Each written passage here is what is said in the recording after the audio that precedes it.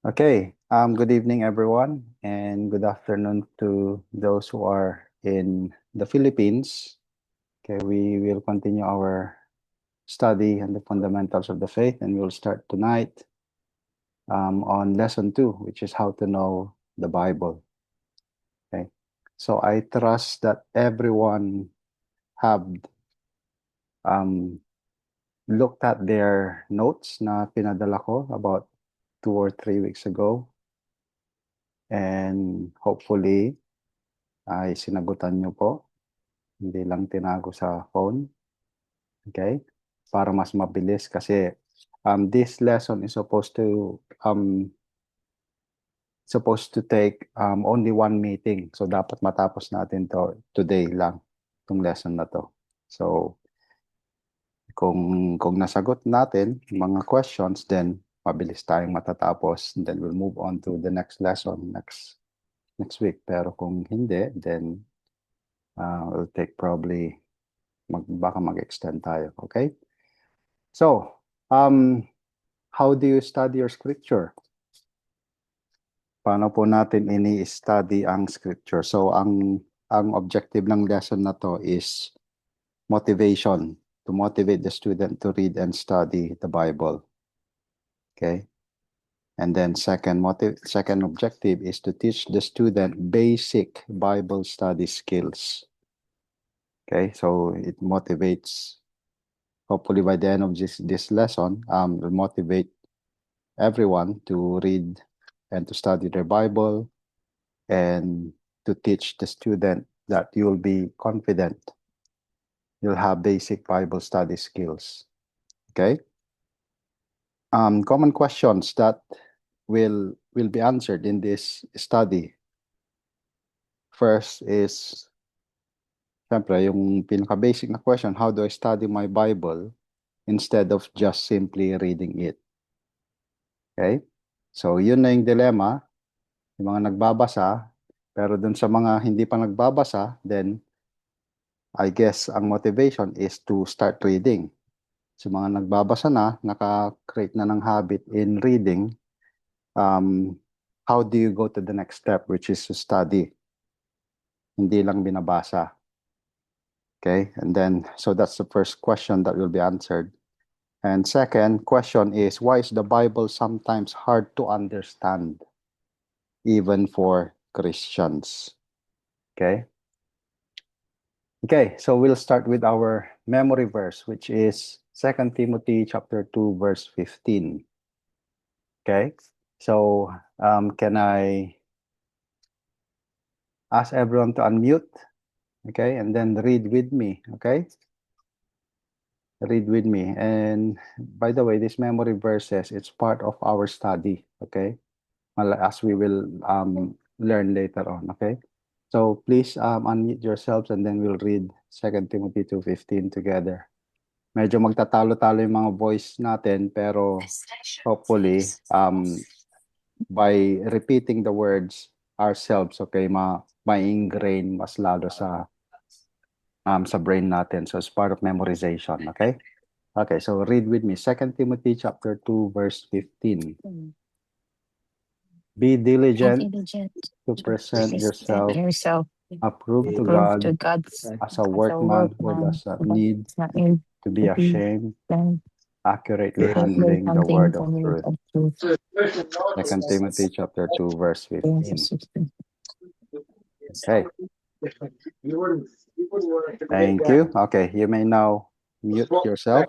Okay, and then pag merong question, don't feel free to ask questions or to answer. Okay, pag magtatanong ako, I will call somebody from time to time. Okay, to read and to para maano kung ano yung what's in your mind. Okay, sabi ni John MacArthur. Okay. It is very obvious, I think, to every Christian that the Bible is the revelation of God, that God has written His word for us.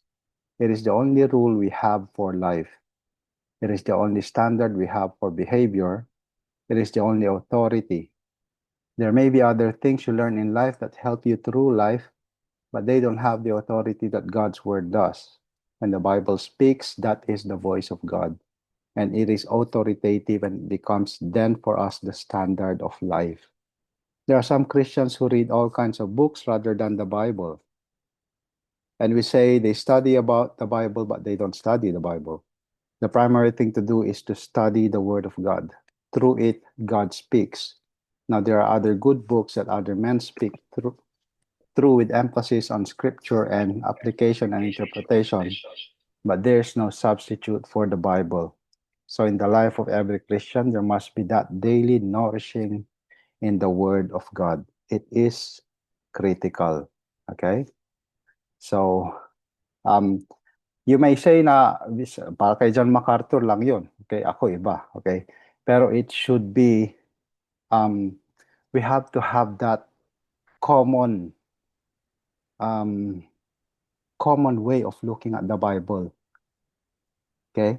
And we'll see later on kung bakit kailangan importante ito, okay, sa atin. Okay. The how of learning and applying scripture to life is something every Christian should know.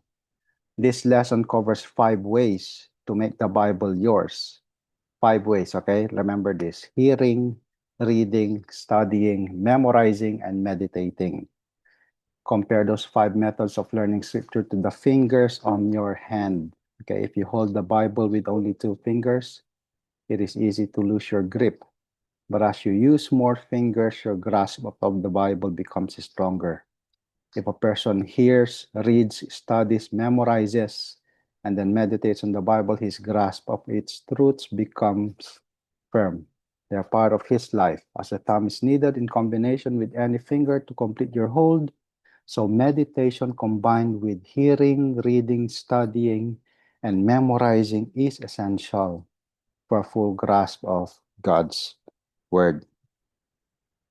Okay? So, the first thing we need to understand, we need to get a practice of is to hear the Bible. Na, kikita nyo ba, maliit tong tong writings dito sa yung font. Palakihin ko ng konti.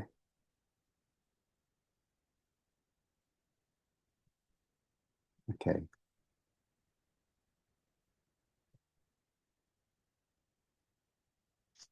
Okay. Is that better? I hope it's better. Okay. Mas sa akin. Okay. So first, hear the Bible. Paul says in Romans 10, chapter 10, verse 17, so faith comes from hearing, and hearing by the word of Christ. Okay. So the Bible teaches that we have to hear the Bible, hear the word of Christ, and the word of Christ is everywhere in the Bible. It can be found in the Bible. Okay. Next is read the Bible. Blessed is he who reads and those who hear the words of the prophecy and heed the things which are written in it, for the time is near. Revelation chapter 1, verse 3. Third way is study the Bible. In Acts chapter 17, verse 11, Luke says, Now these were more noble-minded than those in Thessalonica, for they received the word with great eagerness, examining the scriptures daily to see whether these things were so. It's talking about the Berean Jews who heard the gospel one time, and then they received it.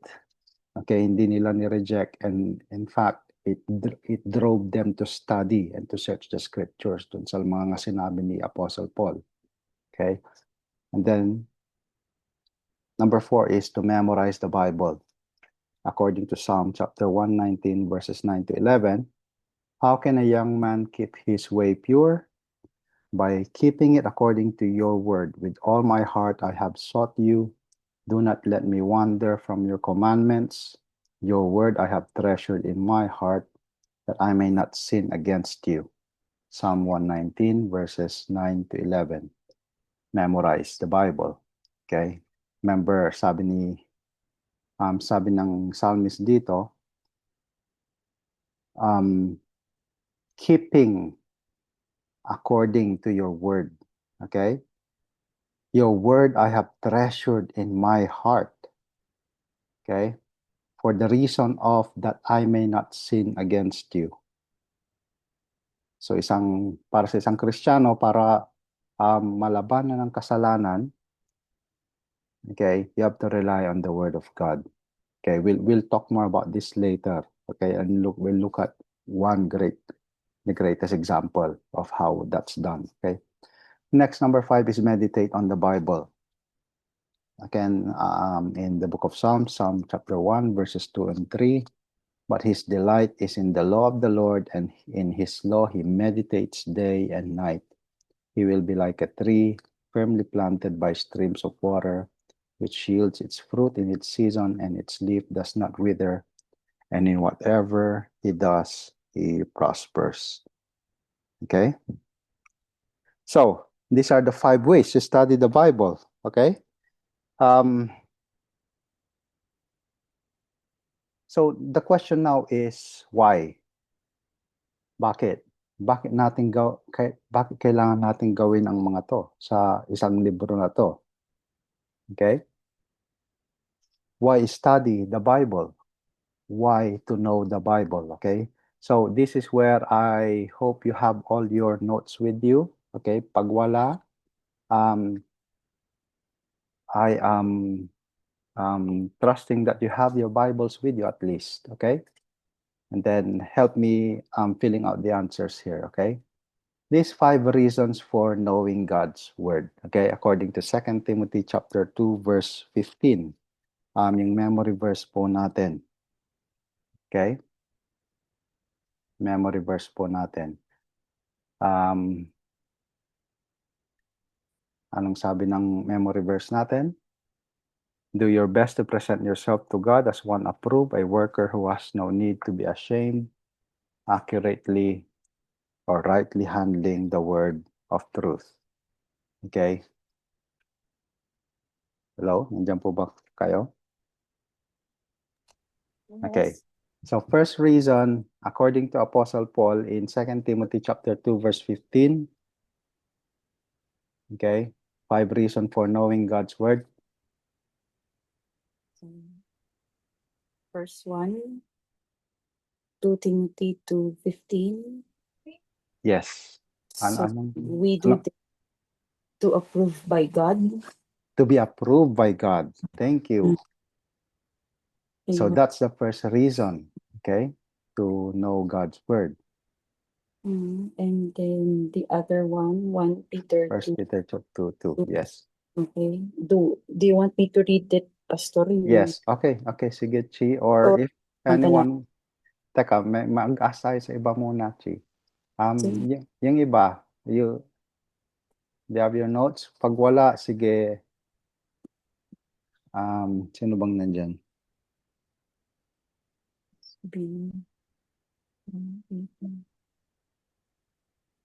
Okay. Okay, sige. Chi, go ahead. Okay, so 1 Peter 2:2. Peter 2:2, and like newborn babies, long for the pure milk of the word, so that by it you may grow in respect to salvation. Okay, so second reason is to what? To grow spiritually. To grow in your salvation. Yes, to mature. Ibig sabihin, save ka na, may mag-grow ka doon sa position na kinalalagyan mo, which is being saved. And that means become sanctified and more mature. Okay, thank you, Chi. Next one, number 3, Psalm 119, verse 11.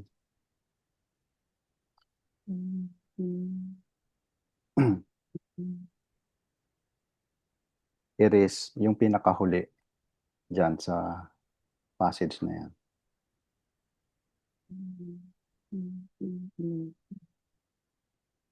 Grabe, this is, blind na. Pastor, hindi mahanap pa sila. Okay, let me read Psalm 119 verse 11, okay? Actually, verse 9 to 11. How can a young man keep his way pure? By guarding it to your word. With my whole heart I seek you. Let me not wander from your commandments. I have stored up your word in my heart that I might not sin against you. Mm. Okay? Mhm. So, ano yung reason doon? So that one, it's to keep us away from sin, Yes. from Okay? fear. Mhm. So, pag nasa atin, nasa puso natin, yung salita ng Diyos, hindi tayo magkakasala. Okay? Kasi mako-convict tayo doon. So, iwasan natin. Dahil alam natin na kasalanan. So, okay? We have a knowledge of what is right and wrong. Okay? Next, Psalm 119, verse 38. Mm. Mm.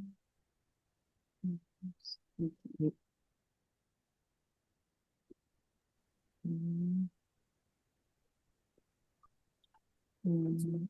This one, fulfill your promise to your servant, Mhm. so that you may be feared.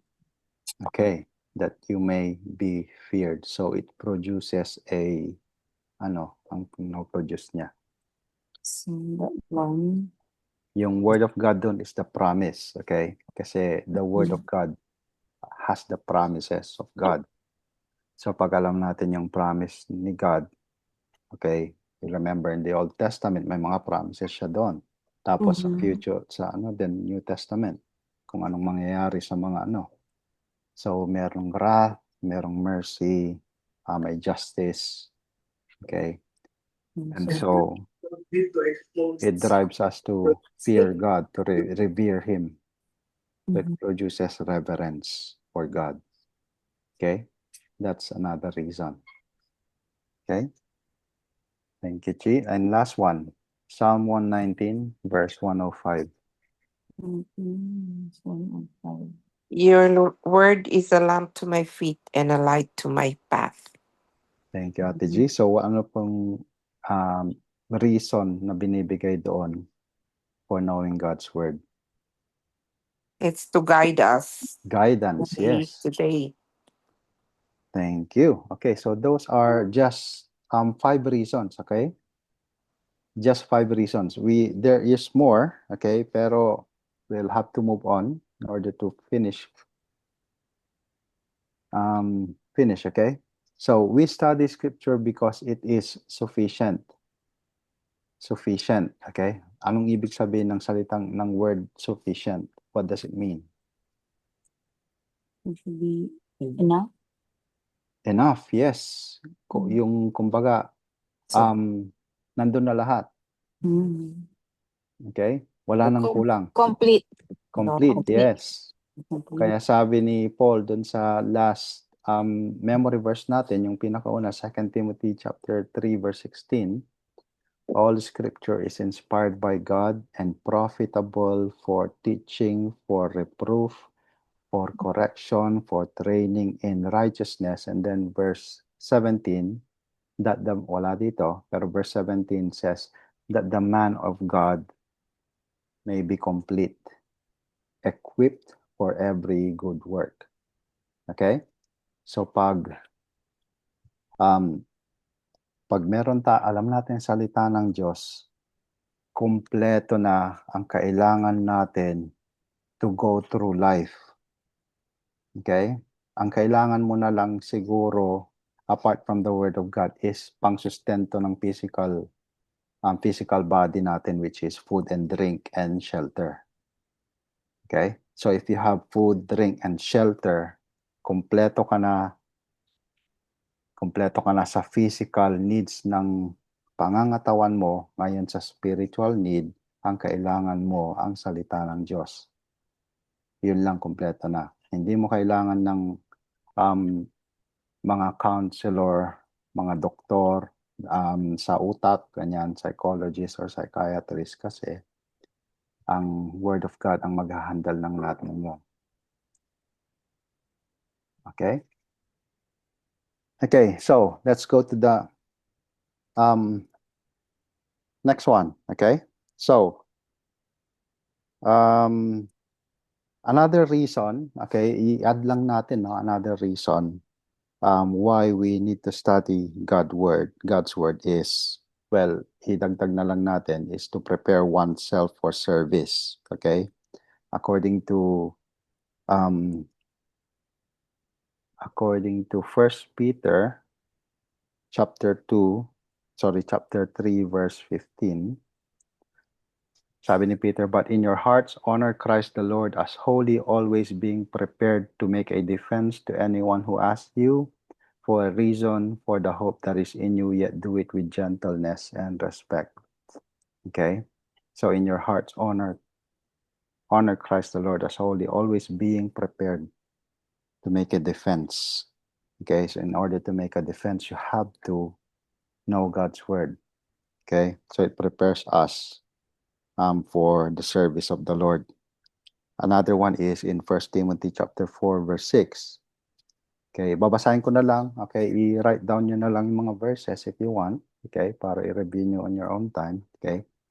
1 Timothy chapter 4 verse 6. If you put these things before the brothers, you will be a good servant of Christ Jesus, being trained in the words of the faith and of the good doctrine that you have followed. Okay. And then another reason why we need to know God's word is that it sanctifies our lives. Okay? John 17:17, sabi ni John, sanctify them in the truth, your word is truth, through the words of Jesus Christ. Sanctify them in the truth, your word is truth. The way a person is sanctified is through the word of God. Okay? The way a person is saved is through the word of God, and the way a person is sanctified is through the word of God as well. Mhm. Okay? By the power of the Holy Spirit. Okay? So dapat nandyan ang Holy Spirit. So hindi masasanctify ang taong hindi saved.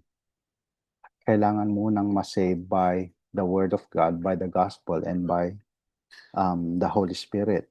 Pag absent ang isa doon, hindi masasave ang isang tao. Okay? Another to sanctify our lives, sabi ni Peter in 1 Peter chapter 14, chapter 1 verse 14, as obedient children, do not be conformed to the fashions of your former ignorance. Okay. And then sa verse 19, you shall be holy for I am holy. And if you call on him as Father who judges partially according to each one's deeds, conduct yourselves with fear throughout the time of your exile, knowing that you were ransomed from the futile ways inherited from your forefathers, not with perishable things such as silver or gold, but with the precious blood of Christ, like that of a lamb without blemish or spot. Okay? So the way you can be obedient is through the precious blood of Jesus Christ. Okay? And this is true. You get sanctified by the precious blood of Christ and through the word of God. Okay. Another thing is it is God's will that we dwell on the word and obey it. Another reason why we need to know God's word is because it is God's will. It is in a sense, not in a sense, but in a complete sense, commanded by God. It is a command. Okay. You can see verses such as Joshua 1:8 and Colossians chapter 3 verse 16. Let the word of Christ dwell in you richly, sabi ni Paul in Colossians 3, teaching and admonishing one another in all wisdom, singing psalms and hymns and spiritual songs with thankfulness in your hearts to God. Okay? Understanding the scripture also helps Christians know God more deeply. Okay? John 5:39 and Proverbs 2 verses 1 and 5. Okay? So, let's move on. How to know the Bible? First is to hear it. Hear it. Okay? So, faith comes from hearing, and hearing by the word of Christ, according to Apostle Paul in Romans chapter 10, verse 9. Ngayon, the question is, how do you hear the word of God? I-play nyo ba? Tapos ano? Well, that's one way, okay? But that would be just the same as reading. Okay? Reading yung pumapasok lang pero there's no real understanding. That's the first way in which we can go to understand it. Dapat ma-internalize muna. The way to internalize is either reading or hearing it. Okay? So in hearing, hindi mo naintindihan pa yon. Okay, hindi pa natin maintindihan fully. Okay. So how do we, apart from, meron na tayong audio Bible ngayon, apart from audio Bible, ano pa ang the way that we can hear the word of God?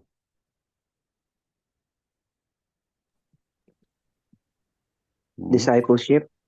Discipleship, yes. So how do we do discipleship? If we do discipleship, kailangan may nagdi-disciple, may mentor.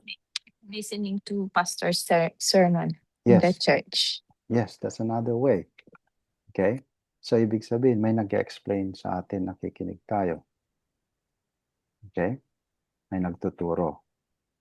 So, importante, in order to be able to hear it accurately and precisely, dapat ang pinapakinggan natin ay sound.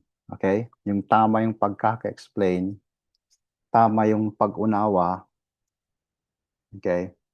At dapat Bible-believing church yung ina-attendan natin. Pag-attend tayo ng church. Okay?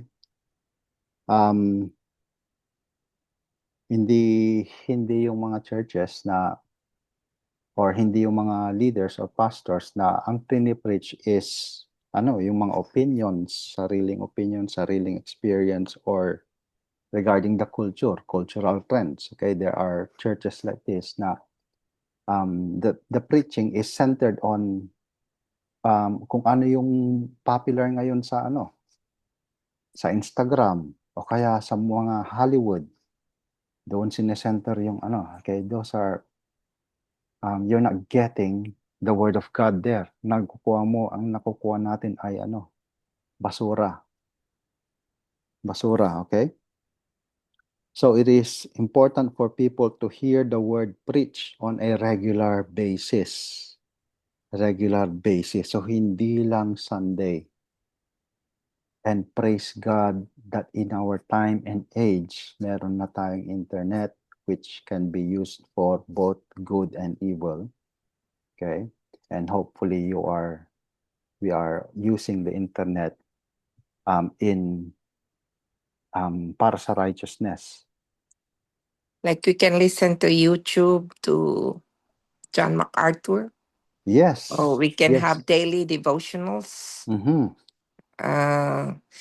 Because sometimes it's boring for us just to read without hearing anything. It's also helpful to just have someone explain it to us. But it has to be someone who is known in the community as someone who is preaching doctrinally sound.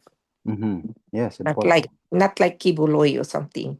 Yes. So importante no. So There's a lot of deceptive leaders around. We need to really test the waters. Yes, thank you. Thank you, Ate G. Okay. So tulad ng ginagawa natin ngayon, okay? We use the internet for this Bible study, okay? So it is very important to get our daily dose, okay, of sermons. Marami ng sermons na online.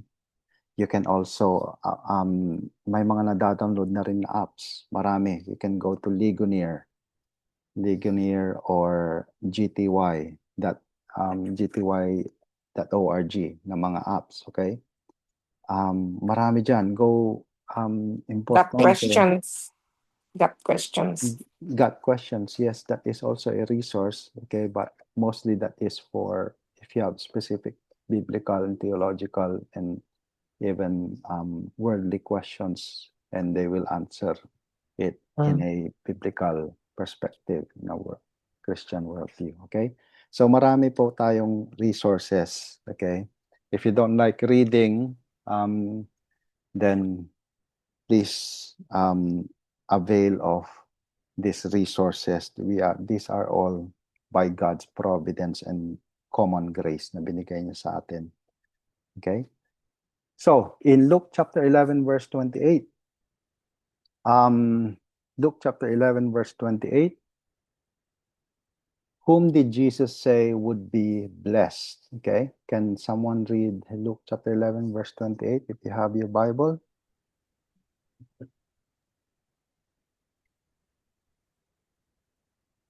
What he said. Mhm. Ako, Sige, okay. Go ahead. habang wala pa yung train ko. Mm. Luke chapter 11, verse 28. But he said, on the contrary, blessed are those who hear the word of God and observe it. Okay. So, The sign who- of Jonah. Thank you. So, whom did Jesus say would be blessed? Sino daw ang mabibless, sabi ni Jesus? Those who Who hear hear. the word. Those who hear. Thank you. And keep it. Okay? Kung sino ang nakakarinig. And then, so it starts with hearing, of course. Okay? Next, the second one, Nehemiah chapter 8, verse 7 to 8. So, in proclaiming the word, what should pastors and teachers do? Okay. By the way, itong passage in Nehemiah chapter 8, okay, ito yung pattern dapat ng isang preaching. This is how the very kumbaga a blueprint of preaching. Okay? So if you are someone who desires to preach, okay, go to Nehemiah, study this passage, chapter 8, okay, and tignan nyo kung anong ginagawa doon, okay, ng mga teachers, okay. So sabi dito sa Nehemiah, let me read it, okay. Also Jeshua, Bani, Sherebiah, Jamin, Acob, Shebathiah, Hodiah, Messiah, Maseya, Kelita, Azariah, Jozabad, Hanan, Deliah, the Levites. Okay, so these are leaders, okay? They are people who are knowledgeable in the Word of God, okay? They help the people to understand the law. So ito yung mga, we can say, scribes, okay? And then teachers of the law. Understand the law while the people remained in their places. They read from the book. They read from the book, from the law of God clearly, and they gave the sense so that the people understood the reading. Okay? So binasa nila yung law, yun ang nila noon, yung Torah. Okay? And then pagkatapos silang basahin, then they read it clearly, and then they gave the sense. So ipinaliwanag nila kung ano yung, okay? Hindi sila nagbigay ng opinion. Hindi sila nagkwento ng buhay nila, ng experience nila. Pinaliwanag nila sa mga congregation na kaupo dyan. Okay? Tapos, pinasa nila yung salita ng Diyos, tapos in-explain. Okay? So, yun ang duty ng pastors and teachers when they preach and when they teach. Okay? Okay, so next, read. Letter B, read it. Revelation chapter 1, verse 3. Blessed is he who reads and those who hear the words of the prophecy and heed the things which are written in it, for the time is near. So blessed starts with blessed. Okay? Blessed means simply happiness. Happy. Ito yung happiness na kay God. Hindi yung tawa lang ito. Okay? Ito yung joy. na nasa, it embodies the whole person. Hindi circumstantial. Blessed is he who reads and those who hear the words of the prophecy. Okay? So, sabi dito, write Revelation 1:3 in your own words. Okay? I cannot see if you do that. Okay, but do it in your own way. Okay? Next is number 2. What did Paul ask Timothy to give his attention in 1 Timothy chapter 4, verse 13? Okay? Anyone? Does anyone have the answer to this? Anong sabi ni Apostle Paul kay Timothy in 1 Timothy chapter 4, verse 13? Timothy is the gifted student ni Apostle Paul. Okay? Siya yung tinuruan niya. Estudyante niya, dinisciple niya. Okay? Okay? So, ang sabi dito, Apostle Paul, let me read it. Okay? Until I come, he's talking, this is the letter to Timothy, so he is giving him instruction. Okay? Until I come, devote yourself to the public reading of Scripture. Okay? To exhortation and to teaching. Okay. So, anong sabi ni Paul kay Timothy? I-devote mo, okay? Ibigay mo ang oras mo sa pagbabasa ng Scripture, public reading. Okay, ibig sabihin, ipahirinig niya sa iba. Okay, yung public reading. Tapos, and to exhortation and teaching. So, ganun din. Tinuturo niya kay na yung ginawa ni Nehemiah. Okay? Ng mga elders dun sa congregation ni in Nehemiah chapter 8. Okay? Public reading of Scripture and to exhort. Ibig sabihin, motivate and to teach. Okay? So, there is a tip here. Okay? If you do not have a daily reading plan, pag wala pa kayong daily reading plan, start with the Gospel of Mark or John. At the rate of 2 chapters each day, if you start at the Gospel of Mark or John, okay, you will complete the New Testament in 19 weeks. Okay, so it starts with reading, of course. Okay, so if pag wala pa kayong daily reading plan, start nyo rito. That's just something. Pag daming mga nagtatanong, saan ako mag-uumpisa? Okay, this is one way. Okay. And I'm not saying, di sinasabi dito na ito yung only way. Okay, this is just a suggestion. If you want to start, you need guidance. Start with Mark or John. Okay, Mark is the pinakamadaling intindihin yung Mark. Okay, kasi mabilisan yun eh. Okay, mabilisan yung parang tabloid version ng gospel. Yan, Mark, tsaka pinakamaigsi. Okay. Okay, so next is letter C, study it. Study, okay? In Acts chapter 17, verse 11, Paul was persecuted in Thessalonica by the Jews. Kaya pumunta siya ng Berea, okay? When the Apostle Paul left Thessalonica, he came to Berea and shared the gospel with unbelieving Jews. What he found was that they were more noble than those in Thessalonica, for they received the word with great eagerness, examining the scriptures daily to see whether these things were so. Unlike those in Thessalonica, okay, merong mga nakinig kay Paul, pero mas marami ang ni-reject talaga. And to the point that Paul was driven out. Okay, that he has to leave. Okay, and then he went to the next the neighboring place, which is in Berea. Okay, and the Jews here were more noble because when they received the word, explain niya yung gospel, pinaliwanag niya, okay, they received it with great eagerness, may excitement sa kanilang mga mata, okay, to the point that they went to the scriptures para i-confirm lahat ng sinabi ni Apostle Paul. And that is how we as Christians also should be.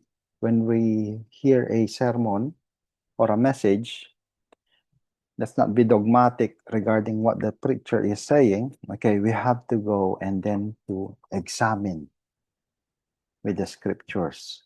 Baka naman nagre-rely na tayo lagi doon sa sinasabi ng kahit mali na pala sinasabi, maraming na dito na de-deceive. Okay? Tanggap na lang tanggap din sa preacher without even studying it on their own kung totoo man yung sinasabi niya. Okay? Okay, so we should have that Berean attitude. Okay? Accept it, receive it with all eagerness. Okay? Full of hope and joy, and then to go back on our own and then study it daily. Look for it, totoo nga ba to? Tapos and then we'll end up praising God. Okay? So according to Acts 17:11, what two traits the Bereans demonstrate as they receive the word of God? Ano yung two traits na nakita ni Apostle Paul na pinaano ng mga Bereans dito? Anyone? They receive eagerness.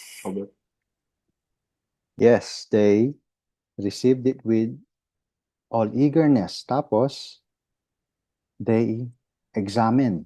Okay? They examine. Okay? Examine, yep.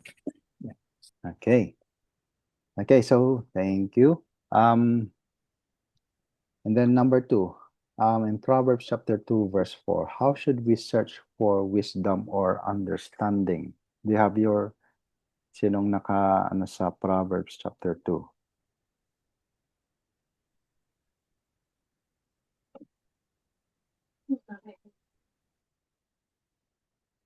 Hello? Proverbs chapter 2, verse 4. Seek and search. Ano yun, mami? Is it seek or search? Search for wisdom. Like, how should you search it? How should you search for wisdom or understanding? Okay? Search it like it is silver or hidden treasures. Okay? Hindi lang trivia ito, hindi trivia.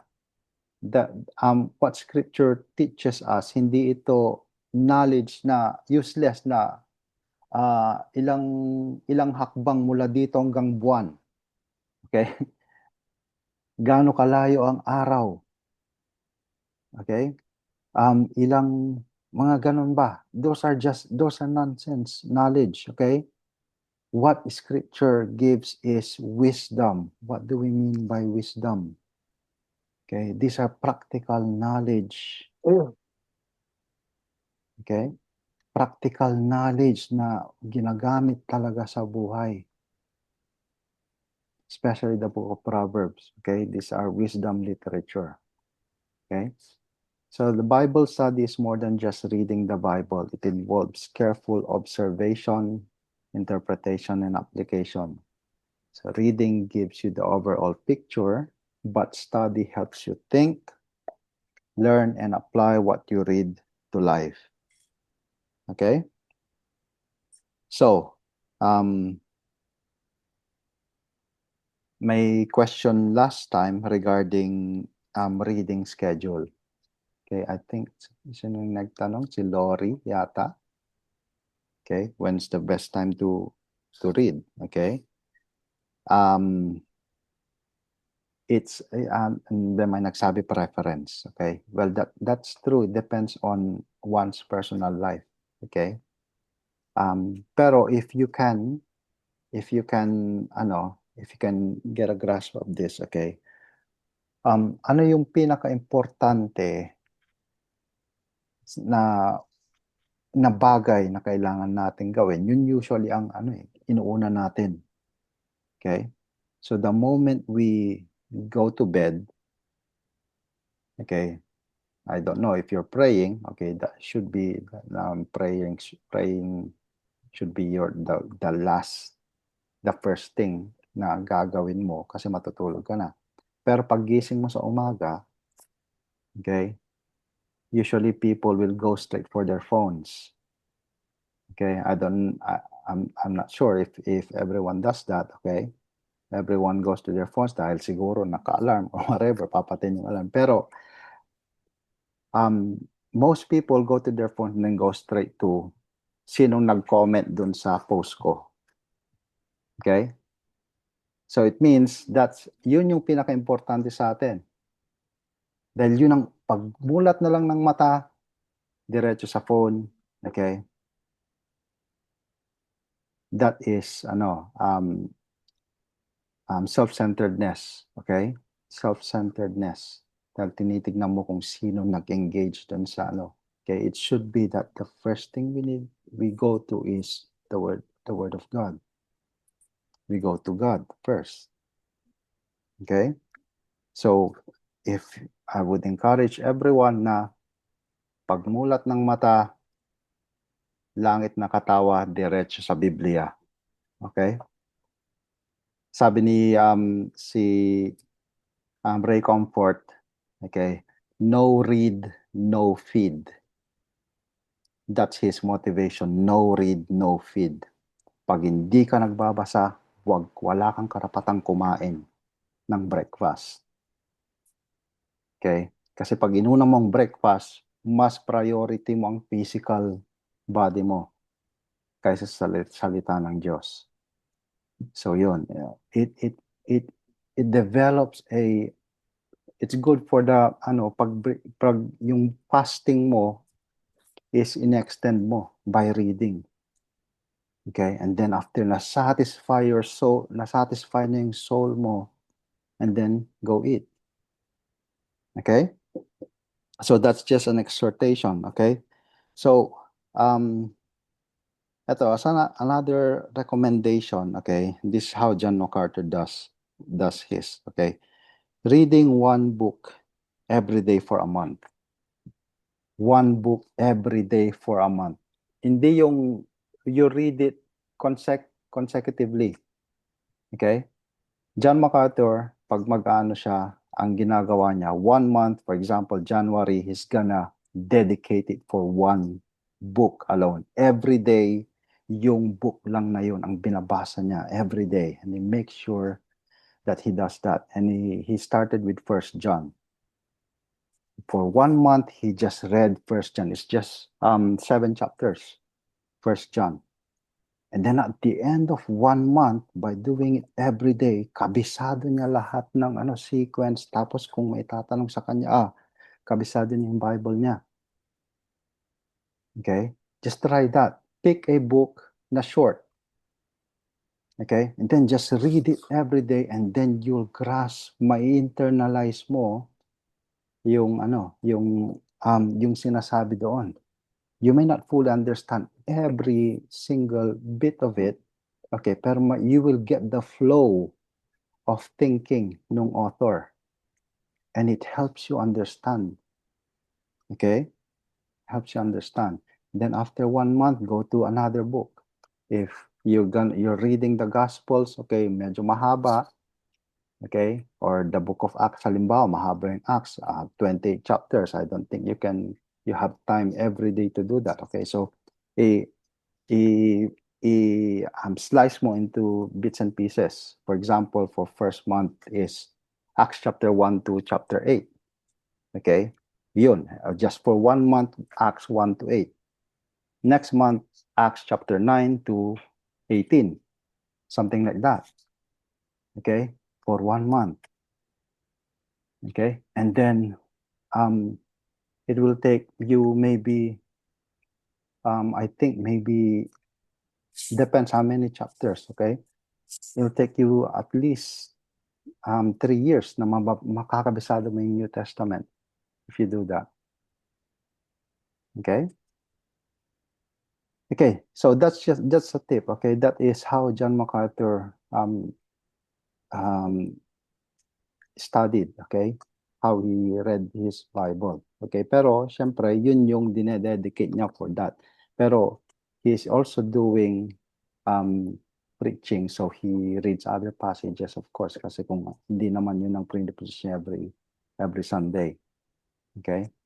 So, if you wanna, I think he indicated that dun sa sermon na kasama dito na sinend ko sa sa group chat. Okay, if you haven't heard that message yet, go and hear it. Ang dami niyang tips na binigay doon how to study the word of God. Okay, so next is to memorize it. Okay, Psalm 119 verse 9 and 11. How can a young man keep his way pure? By keeping it according to your word. Your word I have treasured in my heart, that I may not sin against you. Okay. Deuteronomy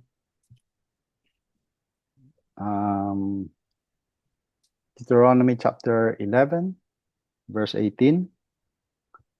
How did God command Israel to remember his word? Okay. Does anyone have their Bible open to Deuteronomy 11 verse 18 and 19? Okay. Okay, I'm gonna read it. Okay. Just follow with me. Okay. Deuteronomy chapter 11 verses 18 to 19. You shall therefore lay up these words of mine in your heart and in your soul, and you shall bind them as a sign on your hand, and they shall be as frontlets between your eyes. You shall teach them to your children, talking of them when you are sitting in your house, and when you are walking by the way, and when you lie down, and when you rise. Okay. Itong tinuturo ng Panginoon sa Israelites kung paano nila i-treat ang salita niya. Okay? Dapat nasa puso at at kaluluwa nila ito. Okay? Na he made an illustration that you shall bind them as a sign on your hand. Okay? Gawa ka raw ng sign. Okay? He's not talking literal, but the Jews took this literally. Okay? Kaya yung mga Orthodox Jews ngayon, na you can see merong silang parang mga nakasabit sa harap ng noo nila. Okay, that's the Torah na inaano nila dito, tapos dito sa kamay nila, sa right hand nila. Okay, kasi they took it literally. Ang ibig sabihin nito is that bind them on your hand, kasi your hand represents work. Kamay ang ginagamit natin para kumilos, para gumawa ng trabaho.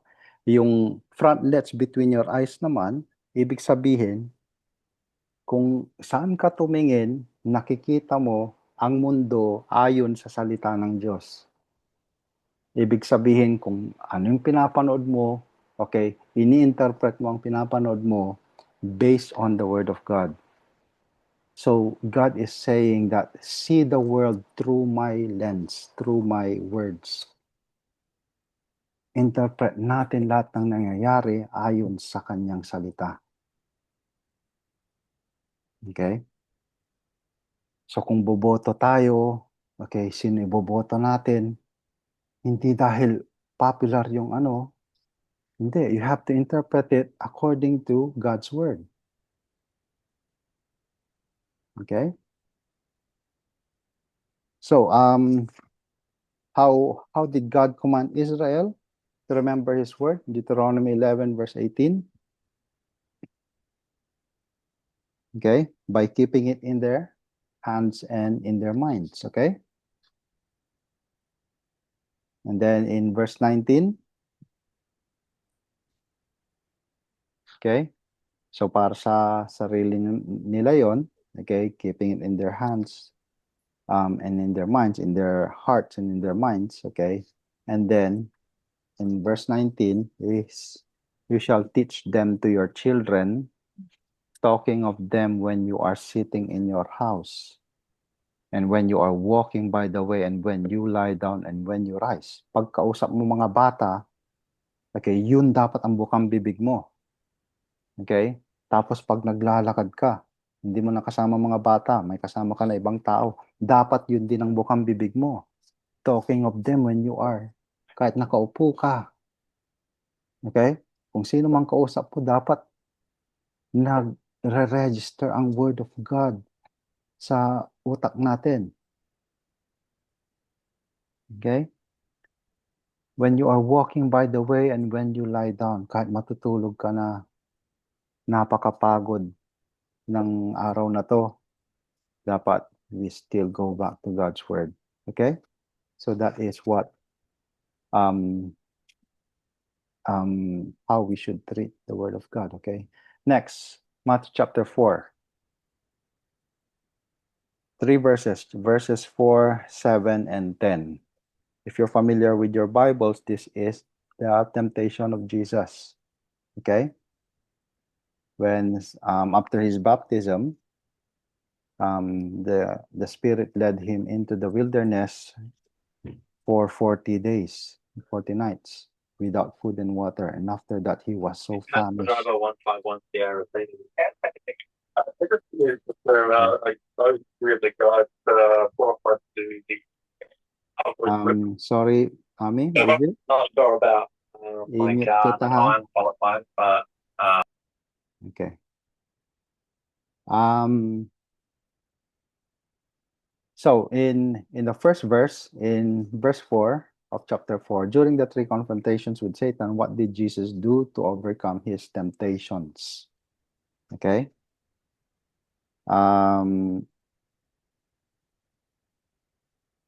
So in these 3 verses, okay, what did Jesus do to overcome the temptation of Satan? Anyone?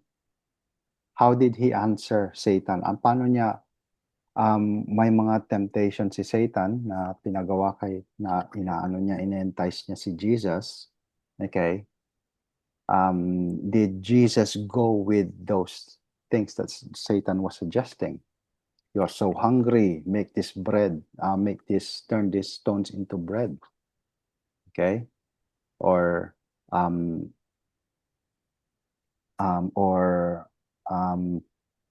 will give you all these kingdoms, all the power in the world. Okay? Or if you are really the Son of God, okay, throw yourself down from this temple. Okay? Because the angels of God will rescue you. Okay, those are the 3 temptations that Satan was tempting Jesus with. Okay, now these 3 are basically related sa temptation ni Eve. Okay, sa Genesis chapter 3. Okay, these are as John says in 1 John, lust of the eyes, lust of the flesh, and pride of life. Okay? So anong ginawa ni Jesus in order for him to overcome the temptations of Satan? What did he say? In verse 4. Verse Okay. 4. But Okay. he answered and said, "It is written, man shall not live on bread alone, but on every word that comes out of the mouth of God." Okay. Anong sabi niya dito? Paano niya sinagot yung temptation ni Satan? Nagugutom ka, transform all these stones into bread. Okay? Mhm. So in here, ano ba itong Mm. So sinasabi niya dito na ano ba? Mhm. Na So, the word of God is enough at yes. hindi Yes, pwede puro physical na pagkain lang ng katawan. Mhm. So, sabi niya, it is written. Okay? Importante yon. Mhm. It is written. Okay? So, when he said, it is written, ito nakasusulat to Mhm. sa Old Testament. Okay? So, he is quoting scriptures. Mm. Okay? And then also in verse 7, anong sabi niya doon, Chi? Pakibasa yung verse Okay. 7. Verse 7, Mhm. Jesus said to him, On the other hand, it is written, You shall not put the Lord your God to the test. Okay, and verse 10. So verse 10, Mhm. Then Jesus said to him, Go away, Satan, for it is written, You shall Mhm. worship the Lord your God and serve him only. Okay. So those three verses na sagot ni Jesus Christ, ano yung similarity doon sa three verses na yon na sagot ni Jesus Christ kay Satan regarding the temptations? Ang tingin ko dito is, the Lord stood by kung ano yung written, Written, yes.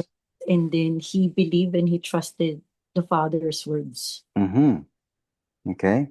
So, So he relied on scriptures. mm, Okay? Hindi nag-imbento ng bagong salita si Jesus Christ. Okay? He went by kung ano na ang sinabi ng Panginoon ng ni God the Father na sinulat na. It is written, it is written, it is written. Okay? Mm. So the only way we can defeat temptation, defeat sin when we are tempted is to know the scripture that is appropriate for that situation. Okay? In every situation of a man's life, any given situation, there is always an appropriate scripture in order for us to be guided. Kung anumang decision natin, meron yan. Okay? Meron. We just have to find it. If pag sasabihin natin, wala yan, that just means that we don't know our scripture. Lahat ng problema nasasagot ng scripture. It is complete. Sabi niya, it is sufficient that the man of God may be complete and equipped for every good work. Sabi ni Apostle Paul. Okay? So, number 3 is write Psalm chapter 40, verse 8 in your own words. Okay? It means here na you write it down in a paraphrase. Okay? You paraphrase it how you understand it. Psalm chapter 4, verse 8. Bro. Yes, Sige. yes, Bert. May Greg, dadagdag sorry. sana ako. Yes, Thank Greg. you. Go ahead. Bro, may dadagdag lang sana ako or anything like that. Tingin ko yung ibang details ng life, for example, ano kayang ulam kakainin ko? Mga ganon, mga ano kayang kulay ng damit ang susuotin ko? Mhm. Or sa mga estudyante, ano kayang particular course yung kukunin ko, mga ganon. Mhm. Mhm. Ano kayang sasakyan ko? Mag-motor kaya ako, kotse o mag-bus, mga ganon. Mhm. Tingin ko kahit wala specific na sagot sa Bible, Mhm. like, itong kulay ng damit ang gagamitin mo. Yung mga ganun, no? Mhm. Itong ulam, adobo, ilulutuin mo. Yung principle ba? Yung Mhm. principle, Mhm. most likely nasa Proverbs siguro or elsewhere. Mhm. So yung principle, for example, sa damit, yung decent, nandun yun eh. Sa Oo. New Testament ata yun, decency. Mhm. Sa food, siyempre healthy food. Mhm. Nasa scripture din nata yun. Mhm. Or yung pag hindi directly, implication nandun nata. Mhm. Yung mga ganun. Yes. Anong sa tingin mo? Mhm. Thank you. Okay. Siguro may appropriate doon, bro eh. Matthew chapter 6 verses 31 to 33. Ang sabi ni Jesus doon, don't be anxious about what you eat, what you wear. Wag mo lang isipin 'yan. Okay? Pero anong isisipin mo? Okay? We take all of this because if we think about stuff na mga hindi naman talaga importante, we are just complicating our spiritual life in a sense. Kasi imbis na we're gonna focus on something that on the things of the heavenly things, okay, and then we spend time thinking about worldly stuff, which doesn't necessarily sanctify us, then we are nagsasayang tayo ng oras. Okay? But yes, of course, pag sa mga bagay na kailangan mong mag-ano dahil magpe-preach ka or attend ka ng baptism, of course, we have to be decent enough na iisipin natin yung sanctification ng mga tao, na hindi sila mag-isip ng ng it will take them to think of lustful stuff, lustful things. So we have to think about the people as well. Okay? So that we can all be guided by scripture in every situation. So thank you for pointing that out, bro Gray. Okay? Okay, thank you. Thank you. Okay. Okay, so Psalm chapter 40, verse 8.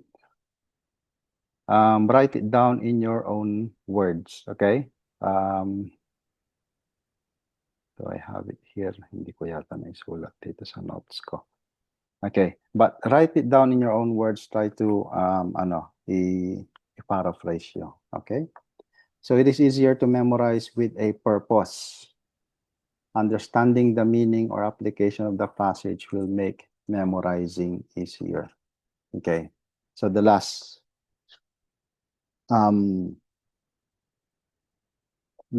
thing that we need to do is meditate on the Word of God. Okay, so we hear it, we read and study it, we memorize it.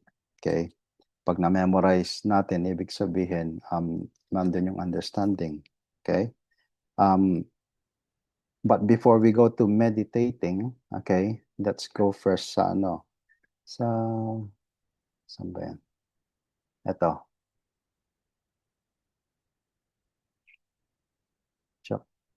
Verse 2D 2 to 3. Okay. Hindi, sige. Let's go to meditating on it. Okay. So Psalm chapter 1, verses 1 to 3. How blessed is the man who does not walk in the counsel of the wicked, nor stand in the path of sinners, nor sit in the seat of scoffers, but his delight is in the law of the Lord, and in his law he meditates day and night. He will be like a tree firmly planted by streams of water, which yields its fruit in its season, and its leaf does not wither, and in whatever he does, he prospers. Okay? So meditation is prayerful reflection on scripture with a view toward understanding and application. Okay? So give prayerful thought to God's word with the goal of conforming your life to his will. It is not, the purpose is to change our lives. Okay, to be conformed to the image of Jesus Christ. Okay, we are not studying the Bible to be saved. If you are a Christian, you're already saved. Now, we study God's word in order to be sanctified and to be useful for God's work. Okay. So in meditating, okay, meditation in scripture can be done as you hear the word preached, okay? Habang napapakinggan natin na pini-preach and ina-explain ng teacher or pastor, okay, we're already relating to it. Okay, do you do that? Pag maraming mga Christian, okay, and I hope na hindi tayo ganito, okay? Na pag nakikinig ng salita ng Diyos sa nagpe-preach, okay? Ang nangyayari, instead of being convicted themselves, okay? Pag halimbawa medyo may pagka-polemic na, Okay? Nagbibigay na ng ng conviction yung pastor. Okay? Ang ginagawa ng ibang Christians is hindi nila ini-internalize, pero ang ginagawa, ini-externalize nila to the point na, si ano yan, kilala ko yan, may ganyan. Okay? Nire-relate niya doon sa katabi niya o sa ibang kakilala. Okay? Now, that is not how we listen. Okay? And if you have that behavior or attitude, okay, the word is preached for you. Yung nakakarinig na iba, hayaan mo siya. Dapat ganun din ang gawin niya. Tinitignan niya kung anong pwede niyang baguhin sa sarili niya. Kaya ako rin na nakikinig din doon, hindi ko siya titignan ko sarili ko. Saan ako magbabago nito? Where does this convict me? It is for my sanctification. Okay? Now, Christians are sometimes parang may shield sila eh. They use the shield na pinapari nila yung patama. Imbis na ma-convict sila, tinatama nila dun sa kabila. Okay? That's not how we listen. Okay? It's supposed to convict all so that everyone will be sanctified. Focus on yourself. Okay? And then only rebuke someone once you are already free of that sin. Or in a sense, you have learned already how to be sanctified in that sin. Sabi ni Jesus Christ, tignan mo muna yung troso sa mata mo. Bago mo tignan mo yung sarili mo muna. Okay? So, that's part of meditation when we hear the word preach. Okay? We look at how we should change through it, that we need to conform to it. Okay? So we hear the word preach, we read the Bible. After preaching, of course, we go like the Bereans, we read it and we research the scriptures. Okay? And then tignan pa natin kung ano pang ibang examples doon. Okay? Letter C, pray about what you are studying. And D, reflect on the verses you have memorized. Okay? So how does meditation assist you? In Joshua chapter 1, verse 8, how does meditation assist you? Sabi ni Joshua, chapter 1, verse 8, this book of the law shall not depart from your mouth, but you shall meditate on it day and night, so that you may be careful to do according to all that is written in it. Okay? For then you will make your way prosperous, and then you will have good success. Okay? So meditate. Meditation helps Christians to be careful to do according to all that is written in it. Okay? Hindi yung kabila. Siya dapat hindi yung katabi ko ang sumunod. Okay? Dapat ikaw na nakabasa o nakarinig. Focus on yourself. Self-sanctification. Okay? Number 3, do you think God's word can affect your speech and actions? How? Okay? Luke chapter 6, verse 45. Luke chapter 6, verse 45. Anong sabi ni Luke dyan? Anyone? Do you think God's word can affect your speech and actions? Yes. Yes. Okay. How? It says in the Luke chapter 6:45, Mhm. the good person out of the good treasure of his heart produces good. Mhm. And the evil person out of his evil treasure produces evil, Mhm. for out of the abundance of the heart his mouth speaks. Okay. Okay. So, anong sinasabi ni Jesus, ni Lord Jesus dito? Itong favorite line ng mga sex bomb dancers, okay? Kung ano ang nasa puso mo, sundin mo, sabi nila, di ba? Okay. Siguraduhin lang. Biblical yon, biblical, as long as ang nasa puso mo ay ang salita ng Diyos. Okay? So, hindi ko i-discredit lahat ng dahil may katotohanan doon. Okay? As long as, ang problema, usually when they say that, okay, people are talking about kung ano yung gawin mo yan, dahil tama yan. Kasi, you're looking after your own benefit, usually. Yun ang world eh. Okay? Yun ang advice ng mga tao sa pag nasa puso mo, wala ka namang masasagasaan iba dyan. Walang mawawala sa'yo. Mhm.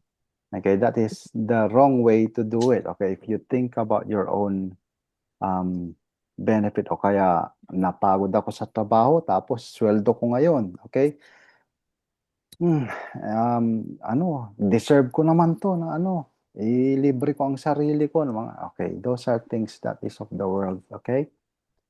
When you put yourself in the center of everything, of the whole universe, okay, that is sinful in itself. Okay? Dapat ang focus natin, ang center natin is the Word became flesh and dwelt among us. The Word, Jesus Christ. Okay? So it affects our speech and actions. Pag kabisado natin ang Bible, okay, we will know pag ipapattern natin yung pananalita natin ayon sa pagkakaalam natin. Pero pag hindi natin alam ang salita ng Diyos, we just go with whatever. Okay? Just go with whatever. Okay? Okay. Next in Psalm chapter 119, verse 73 and 125. So besides being diligent in learning God's word, what else should we do in order to understand it? Okay? Meron bang nakakaano nito? Psalm 119 verse 73 and then verse 125.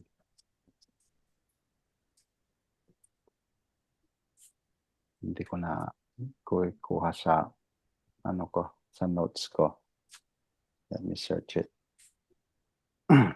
Psalm 119 verse 73.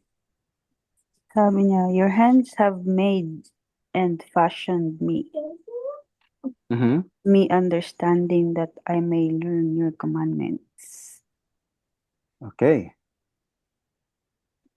So we need to, anong sinasabi dito ng psalmist? Okay? Your hands have made and fashioned me. Give me understanding that I may learn your commandments. Okay? So where are we going? So he is. Did you get off at Lakewood as well? Yeah. All right, okay, now we're on buddy. Met ko lang si Bridget. Okay, so he is praying for understanding. The psalmist is praying for understanding. So the same with us. When we study God's word, we need to pray for understanding. Okay? And then also in 125. Okay? It's I am the your same. servant. Give me discernment that I may understand your statute. Mm-hmm. Give me discernment. Okay? So we do not rely on our own intellect, our own understanding. Okay? we have to rely on God to give us the understanding. Kaya nga ang Holy Spirit is the spirit of illumination. Sabi ni Jesus Christ, na ipapadal sa mga, when I go, sabi niya, I will send you the helper who will help you to remember the things that I told you. Sabi niya sa mga disciples niya.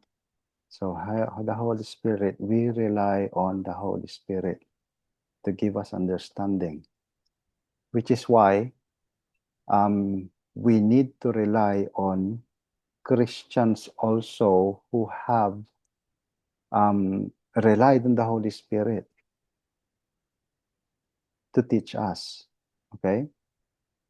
So yung mga teachers and pastors na papakinggan natin, we have to make sure that they themselves, okay, have been illuminated by the Holy Spirit, and then they'll pass that knowledge to us, and then by the Holy Spirit we can also grasp that the wisdom, and then we can pass it on to others. Okay, so what we are basically doing here, so I am acting as a teacher to everyone here, but I don't have the authority. The authority is the Word of God and the Holy Spirit, and then I'm passing down the knowledge that was entrusted to me, that I got, that was passed down to me also by other teachers who are also endowed by the Holy Spirit to understand. Then I'm giving this to everyone here so that you can also be a teacher later. Okay? So ito yung pinaka-perfect na networking na inadapt ng business models ng mga ngayon.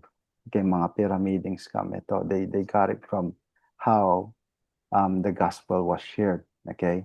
Starts with Jesus Christ, siya yung pinaka-top ng pyramid, tapos sinare niya sa disciples niya, apostles, then they preach the word, and then the pyramid was na. So inadapt yun ng business ng That's why effective yung pyramiding scam to the point na ginamit sa kasamaan, naging scam.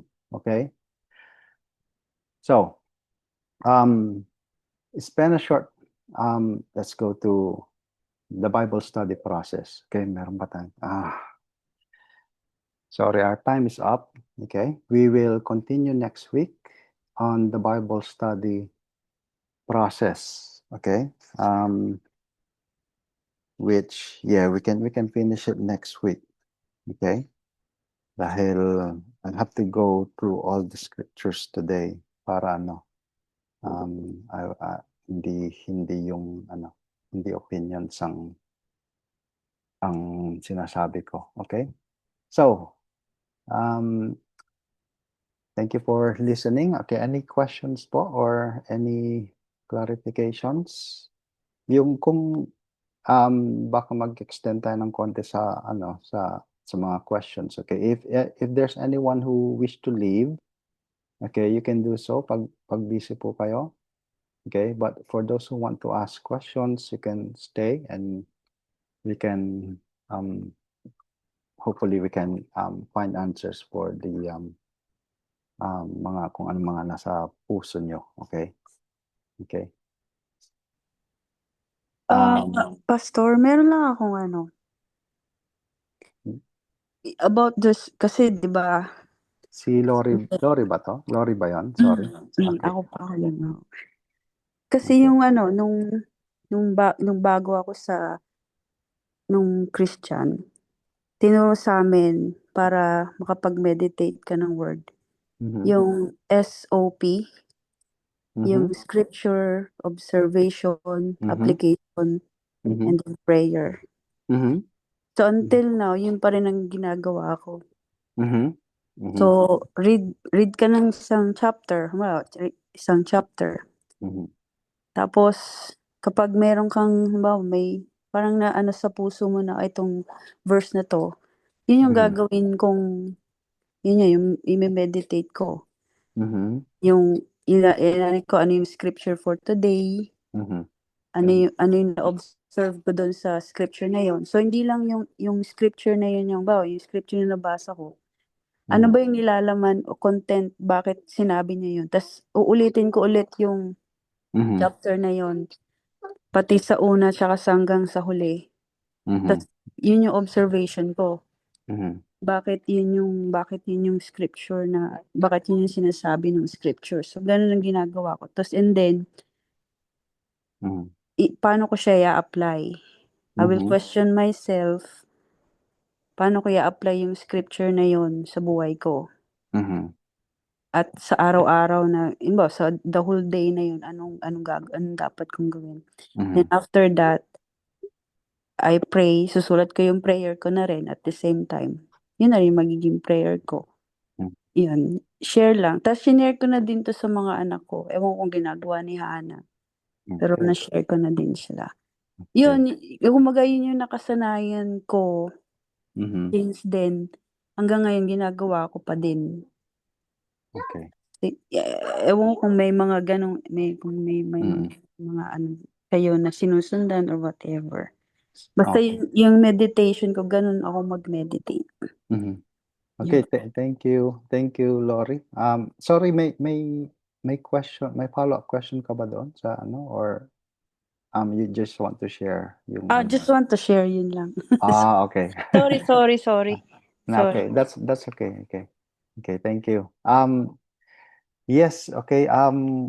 Kung if you have already established a way to study the Word of God, that's good. Okay, that's good. I'm not saying na mali. Okay, I'm not saying na mali. Siguro I would just give caution pag minsan sa ano, kasi if we just rely on our own interpretation, okay? By the way, ang salita ng Diyos kasi the Word of God is there's only one correct interpretation lagi, salita ng Diyos. Okay? Pero, so one interpretation, but there are multiple applications. Okay? We have to be very careful in interpreting. Okay? Sa application, okay, merong maraming pwedeng ano, basta dapat in context. Okay?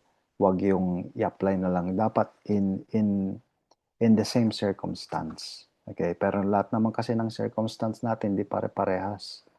Okay?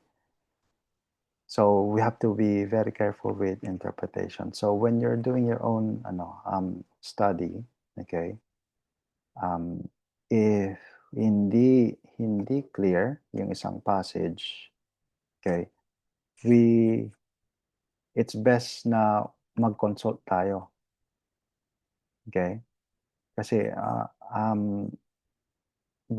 we are looking at an ancient text. Ancient text po itong Bible, more than 2,000 years. Okay? Na tapos we are interpreting it in our own culture ngayon. And hindi natin maiwasan na i-interpret mo yung circumstance sa Bible based on how we see our culture today sa mga nakasanayan natin. And that we would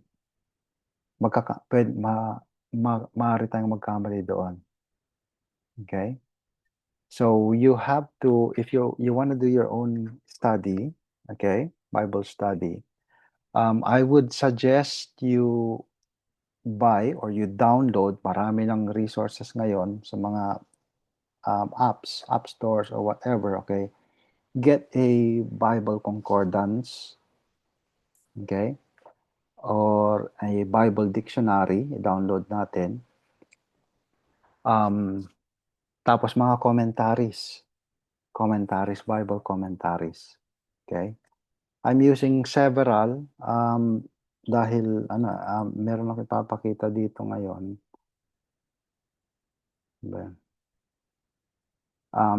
Yung it's not actually a dictionary.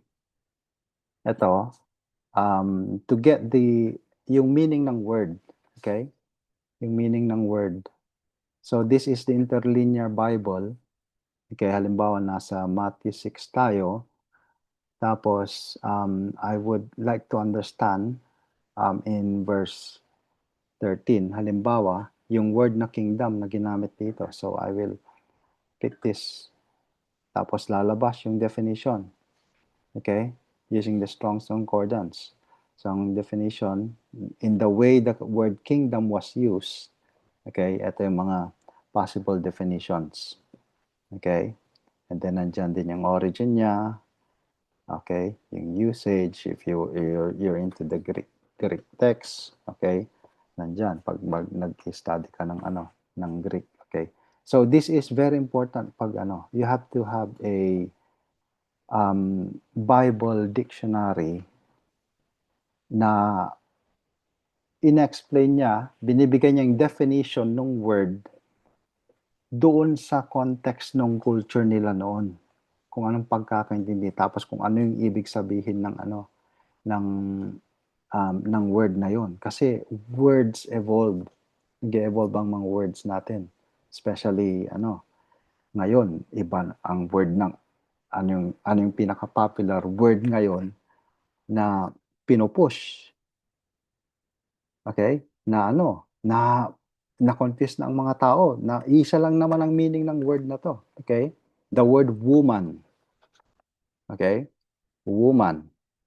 To the point na may mga liberals na ang woman daw ay hindi na yan sex, hindi na siya biological. It is a social construct. Ibig sabihin daw, invento lang daw yan ng mga doktor. And that is really absurd. Okay? Kaya may ginagamit mga pronouns ngayon, she, her daw, o kaya if you're, they, them, okay? And that is very confusing. Okay? Because it fits their agenda. Magiging it relates to their the sinful nature of man. Kaya they try to twist words. Okay? So we have to be very careful in the words na ginagamit sa Bible na hindi natin to i-interpret sa modern interpretation. We have to go back to the original meaning. So we have to have these resources. You have to have a concordance, a Bible dictionary, and consult also some commentaries, Bible commentaries. Okay? Or pag meron kayong kakilala na baka alam niya yung sagot, then consult that as well. Okay? But yung pagtatanungan natin, syempre, of course, would not know everything as well. Okay? So we have to be like the Bereans. Pag nag-consult tayo sa isang tao, halimbawa magtatanong kayo sa akin, huwag niyong paniwalaan lahat ng sinasabi ko. Okay? You have to go and try to dig in dun sa binigay na answer. Okay? And by the way, if you have a certain passage na hindi clear, okay, baka ito ang ibig sabihin nito o baka ito, okay. First na try nating paghanapan ay yung Bible mismo. Okay? Because the Bible is interconnected. Si Gray meron siyang yung ewan ko kung meron pa yun, Gray, yung interconnection ng Bible na okay. So there are some passages na inexplain niya yung ibang passages. Especially in the Old Testament and the New Testament, daming hindi clear sa New Testament na maliliwanagan kapag naintindihan mo yung quotation kung saan kinuha yan sa Old Testament. Mag-gets mo yung yung context nun, okay, and then you can understand it fully. Okay? Kasi most Jesus Christ quoted from the Old Testament, di ba?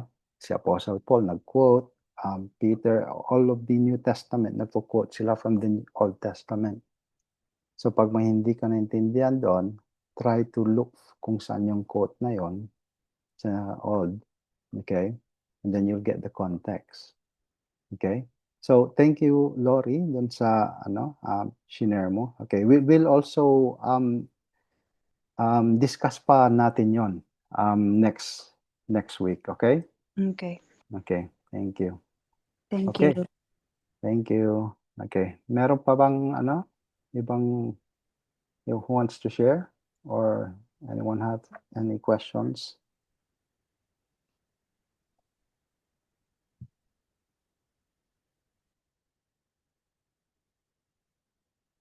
Anyone? Wala na? Bro, sorry. Yes, Baka- yes, great. Okay. Baka lang useful sa iba.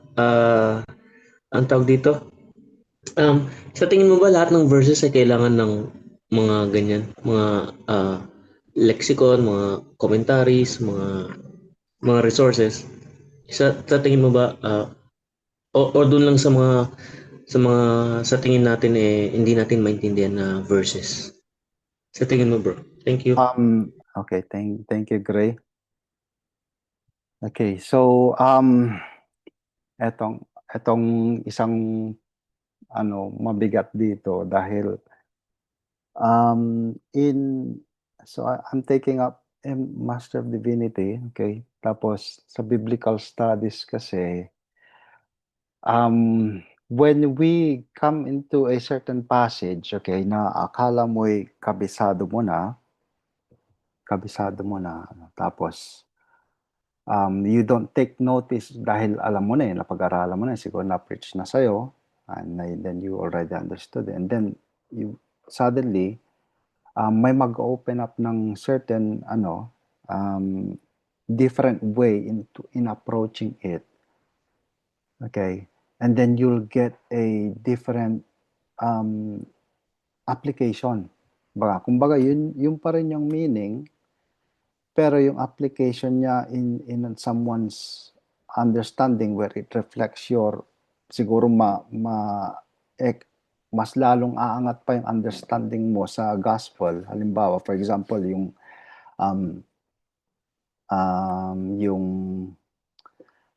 sa grace, halimbawa, the word grace. Okay, we understand that we are saved by grace alone.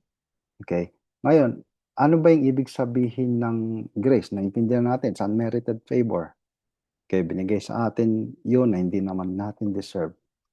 Wow, okay, I don't have to learn about that na. Pero if you look deeper, okay, so merong mga may mga layer pala yan na pag mas lalo mong naintindihan, you try to go deeper kasi the Word of God can never be exhausted. Okay? And I've learned this a lot. Nakala ko, kabisado ko na yan. Alam ko na. And then like this one, yung grace, which is just learned. Yung common grace kasi, this is, yung grace, okay, para sa mga hindi nakakaalam, the word grace is simply a favor na binigay ng Panginoon sa atin na hindi naman natin deserve. Okay?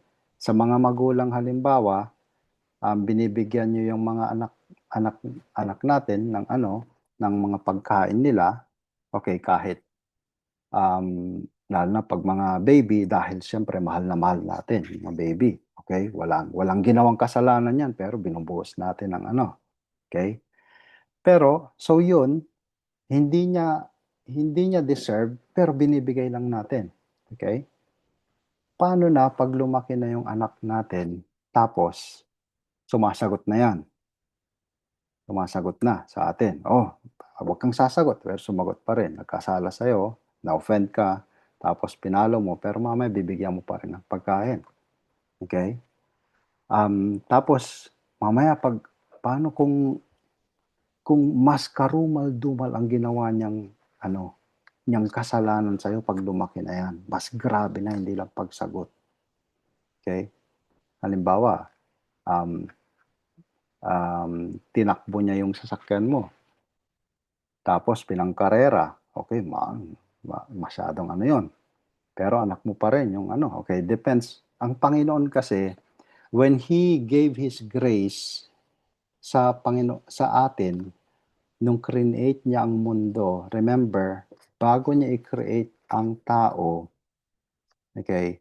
Kinumpleto na niya ang mundo para ilagay doon ang tao na nandoon na lahat. Walang ginawa ang tao para i-deserve yon. This is common grace. Okay, lahat ng tao binigay niya the rain falls on the just and the unjust. Kahit makasalanan yan, kahit hindi yan Kristiyano, blinebless yan ng Panginoon ng rain. Okay? Pero so yun yung grace. Napakabigat na yon kung isipin natin. Pero ano ba yung saving grace naman? Ibang level yun sa atin. Kasi ang saving grace, ang binigyan ng Panginoon ng grasya ay yung taong walang silbi, okay? Rebellious, na talagang, let's take si Apostle Paul. Pinersecute niya ang buong church noon. He hated Christ. Okay? Pero yung grace ni God sa kanya, kahit gaano kasama si Apostle Paul, he was given a great reward in heaven. He didn't deserve it.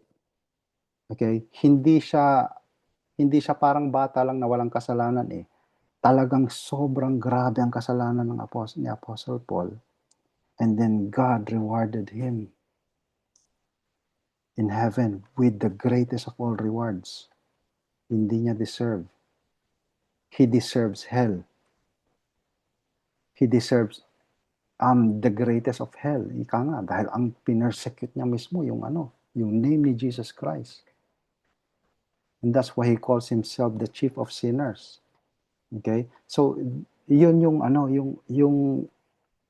level, may level of grace pala na kailangan nating intindihin na pag isang level lang tapos akala natin intindihan na natin, it seems na okay na yon, okay na.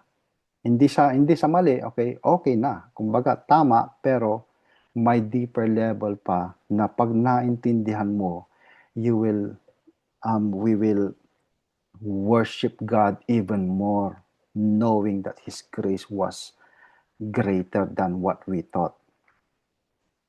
Okay?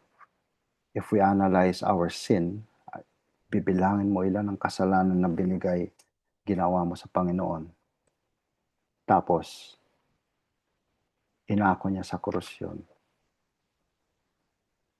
Okay? He died for you while you were yet sinner. That is how the love of God is manifested. Na kahit napaka-rebellious natin ay talagang ang Panginoon. His grace. We don't deserve when Adam and Eve sinned, okay? Dapat then and there, tama na. They were sent straight to hell. That was the promise. Okay? The moment that you eat of this, sabi ng Panginoon, okay, you shall surely die. The moment kunain nila, God gave them grace. Okay? Namimiss natin yung mga ganun eh. Pero as we try to understand every level of it, okay, and then this, yung pagkakaintindi natin, so, by other people, halimbawa sa sarili nilang experience, tapos na i-explain nila in their own way, and then nakita natin yung ganon, okay, and then our level of admiration to God and worship will grow even greater and deeper.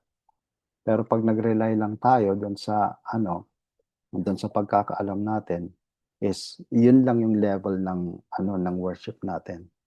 Okay, which is why kailangan nating intindihin lahat in all aspects ang isang doctrine. I'm not saying Gray na every verse ay kailangan mong i-interpret in different ways. Okay, halimbawa, may isang verse lang na, and Jesus went to Capernaum. Ganun lang. Siguro wag na natin masyadong intindihin bakit. Pero may mga ganun pa rin eh. Halimbawa, yung in the feeding of the 5,000, okay, sa John chapter 6, okay. When Jesus asked nung nandun sila sa Capernaum, okay, tapos maraming tao dun sa ano, tapos biglang tinanong niya si Philip, where can we get food for these people? Sabi niya. Okay, medyo harmless yung tanong ni Jesus Christ. Pero if we dig deeper, bakit si Philip ang tinanong ng Panginoon? Okay? And this will help us understand the text. Bakit si Philip? 12 yung apostles niya. Bakit hindi si Peter na siya yung leader?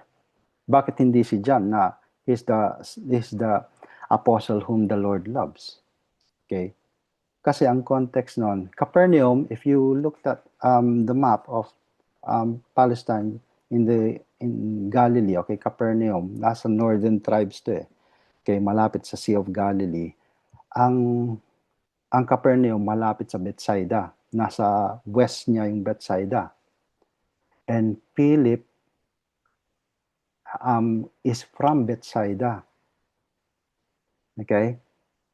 Philip was from Bethsaida. So, why did Jesus ask Philip? Kasi baka kabisado ni Philip yung lugar dahil tiga roon siya, malapit siya doon.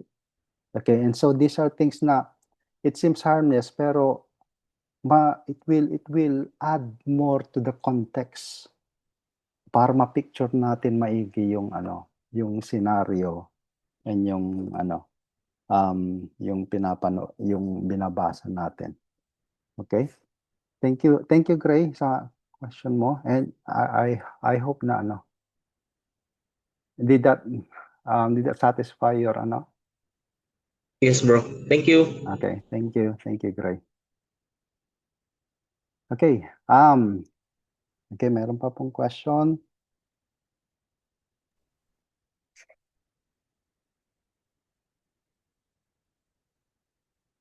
Okay, wala na.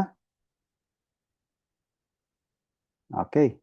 Sige, so let's close with a word of prayer. Okay? Sige, let's pray. Manalangin po tayo. O Panginoon, salamat po sa oras na binigay mo sa amin. Salamat sa lahat ng participants ngayon at lahat ng nakinig, Panginoon. Sana po ay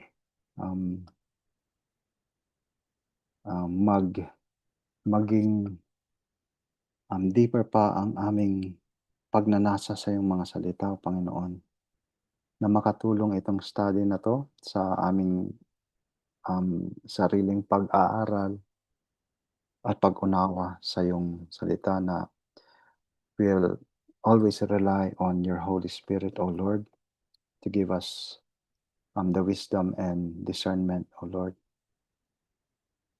that we seek to glorify you through your word, O Lord, and that it will help us not to sin, and it will help us to be equipped, O Lord, so that you can use us for your glory in the ministry that you have for us.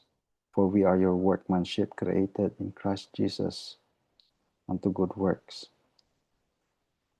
O Lord, be glorified in each and every one of us, O Lord. May we share your glorious gospel to others, O Lord. May we be equipped for every good work, in season and out of season. And may we exhort one another using your word as well, O Lord. Lord, thank you for once again for this night. Lord, I pray for grace and blessings for each and every one as we spend the rest of our night with our families, O Lord. We alone deserve the glory and praise. In Jesus' name, all of this I pray. Amen. Amen. Salamat po. Thank you. Good night. Thank you. Good night, Thank Pastor. you. Thank you, Ate G. Thank you, bro. God